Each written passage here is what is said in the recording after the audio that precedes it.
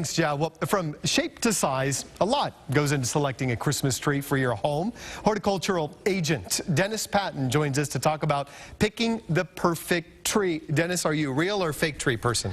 Well, in the real world, I would be a real tree person, but unfortunately, like many people, I do have the artificial tree at home. It's much easier. It is. But you know what? When it's real Christmas, we spend our time here at home on Christmas. It's always a live tree for the Patton family. Yeah. Oh, that's great. You know, some of the best memories I have growing up, going out and cutting a Christmas tree for our house, and we did that a few years in a row, and great time.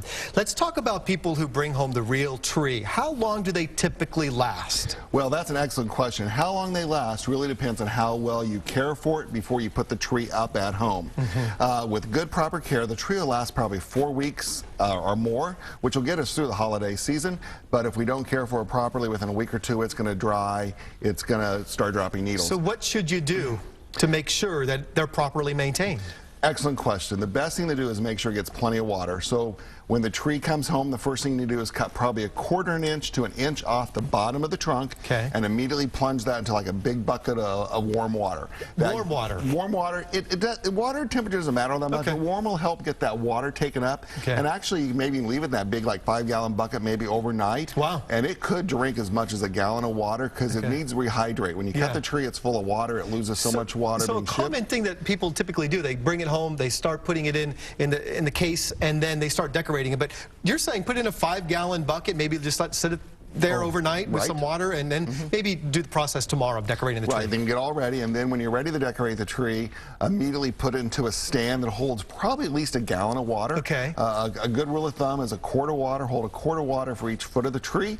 So for most homes, that's going to be 1 gallon or so of water. Should you put anything in the water, just straight water? Just straight water. There's all sorts of preservatives, life extenders, things on the market, but all the research done by Extension, other universities across the country say don't need them. Just plain tap water, and make sure it stays full at all times, because once it dries out, what happens is the vascular system seals over. Water can't go up in the tree, so we need to check it regularly. And then disposing of the tree at the end of the season. Disposing of the tree, there's a couple options for you. You can dispose of it at home, you can chop it up, shred it up, keep it at home.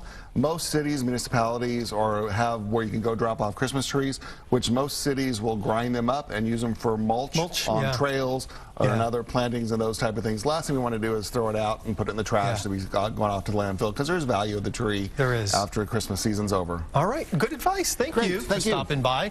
And no matter what, I agree with you. I think the real trees are the best. The one we have here is a fake one. They're so easy to take care of, but there's nothing like the smell when you come into the house. Well, and not all trees are going to have as great a smell as others. Some of the pines, some of the firs have, and spruces have the best smell. So spruces? So it just really depends on your type of tree. Okay, great. Thank you again. We'll send things over to the desk. Hey, Joe.